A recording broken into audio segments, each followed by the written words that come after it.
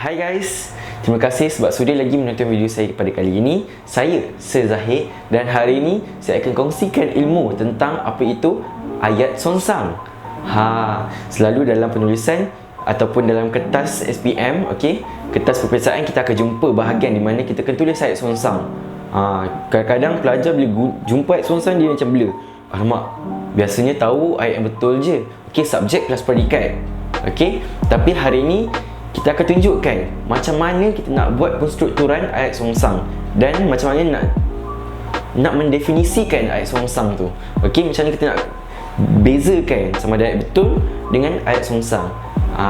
Jadi nak tahu lebih lanjut, jangan lupa tengok video ni sampai habis. Okey, jom. Biasanya ayat biasa susunan dia ialah subjek tambah predikat. Betul? Okey, tapi bila kita nak buat ayat songsang ni, sebenarnya dia merupakan satu proses transformasi daripada susunan ayat biasa. Okey, proses ni kita panggil proses penepanan. Proses penepanan ni tujuan dia untuk apa?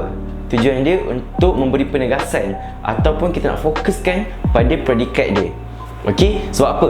Biasanya kalau dalam susunan, biasanya kita akan fokuskan yang depan, subjek. Subjek biasanya kita fokuskan. Sama juga dalam kehidupan. Kalau kita beratur ke, kita duduk depan ke, biasanya kita akan difokuskan lah. Contoh dalam kelas, okey, cikgu akan fokuskan yang depan, yang belakang tu pun akan jadi kurang fokus. Sebab apa? Sebab dia belakang. Okey, dia nampak yang depan. Itu analogi dia. Jadi sama juga dalam ayat. Okey, kita nak bagi penekanan pada yang belakang, jadi kita songsangkan ayat tu.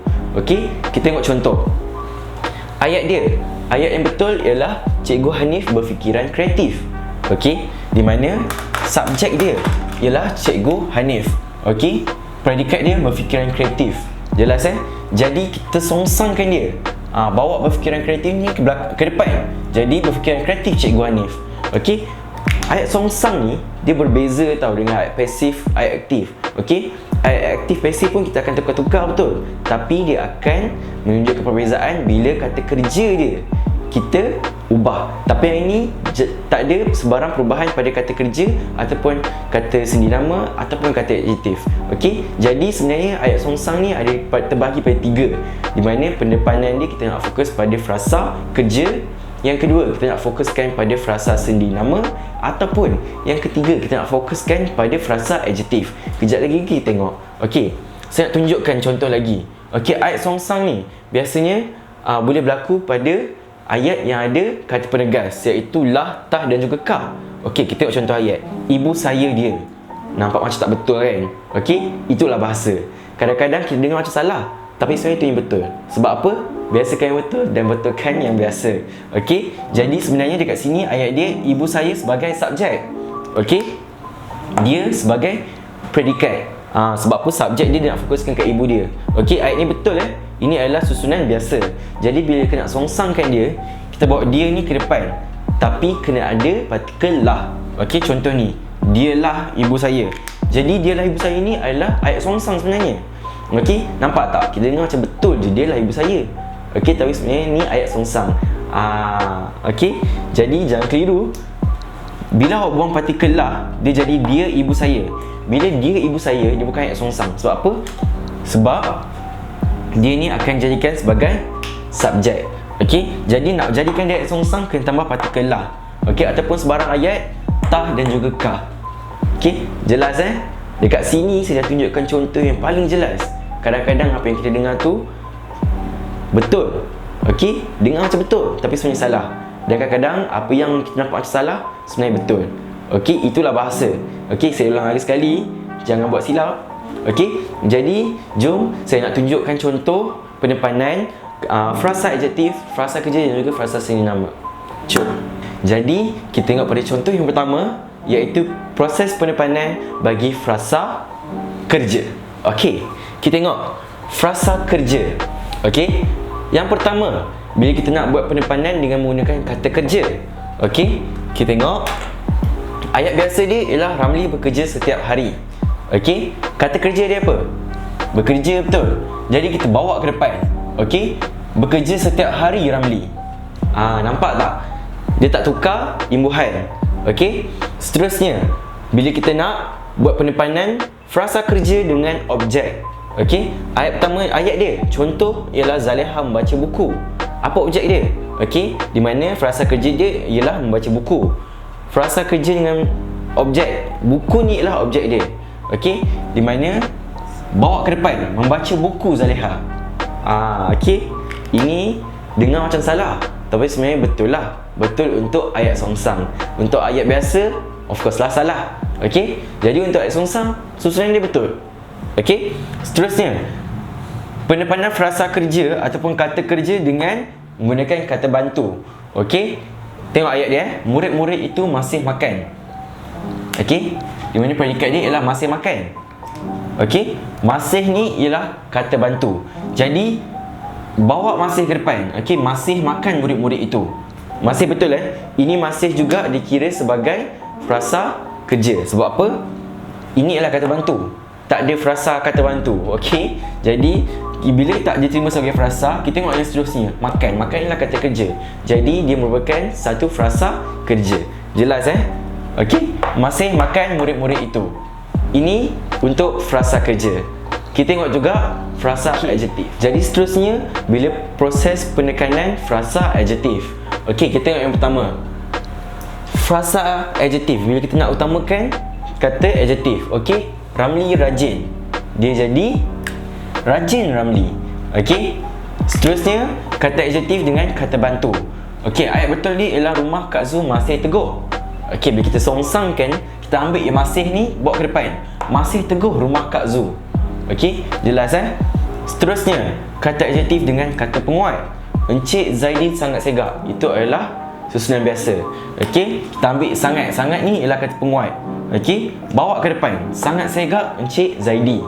Jelas Seterusnya kata adjektif, kata bantu dengan kata penguat. Tiga jenis kata kat situ.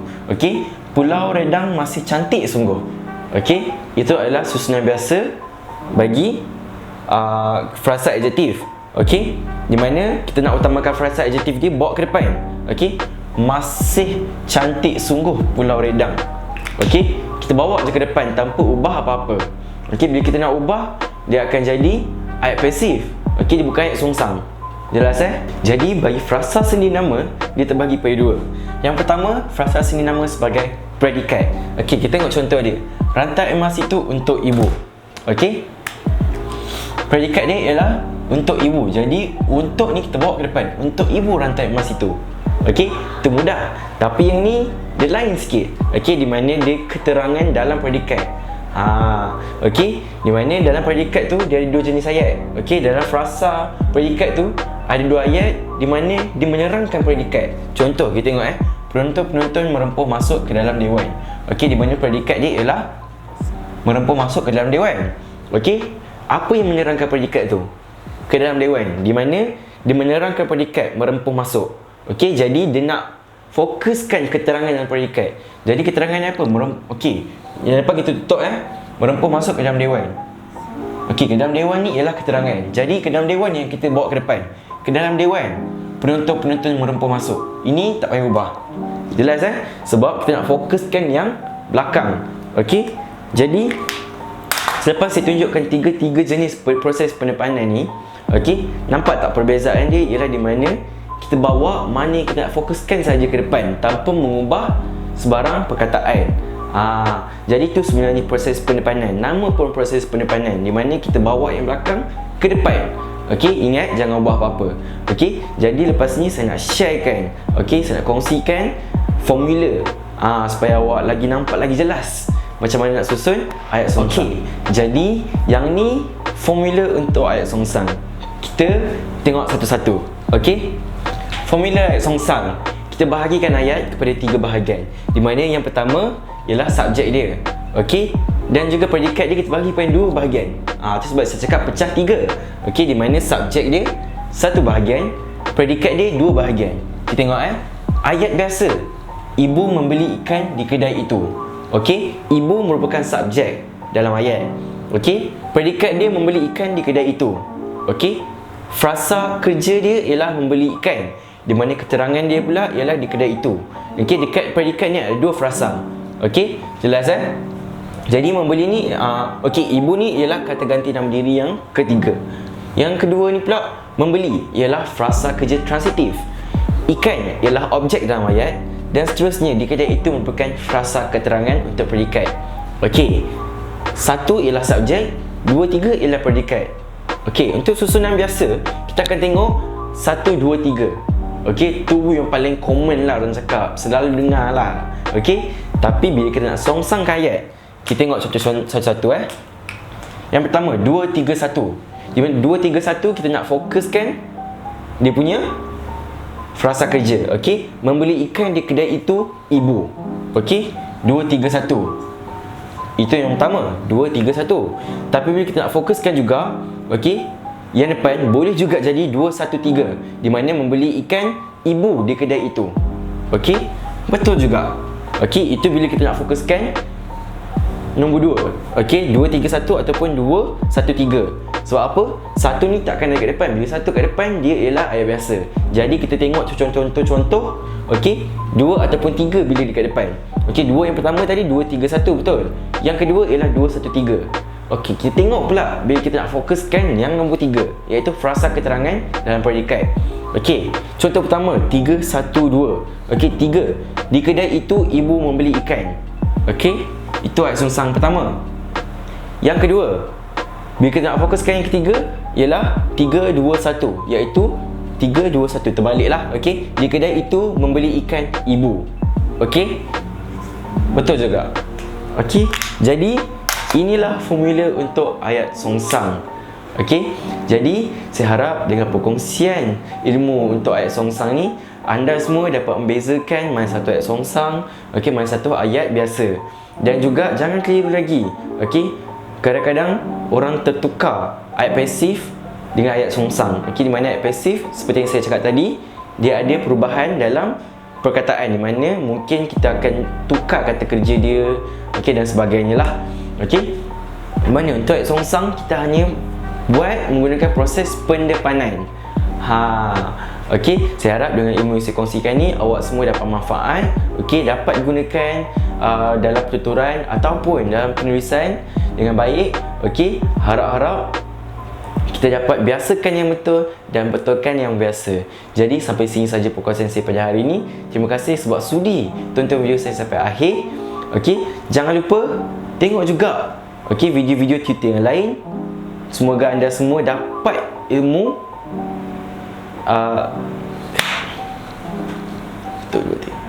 Okey, jangan lupa juga untuk tonton video-video tutor yang lain. Okey, ada banyak lagi yang kita kongsikan. Jadi kalau ada sebarang komen, jangan lupa komen. Okey, jadi kalau ada sebarang pertanyaan, jangan lupa komen di bawah, tekan butang like dan subscribe. Okey, kalau nak tengok laman web kami pun boleh di eTuition.my ataupun tengok di Instagram kami. Kami ada banyak update-update terbaru, iaitu eTuition. Okey, saya harap kita akan jumpa lagi di video akan datang. Kita jumpa lagi. Bye.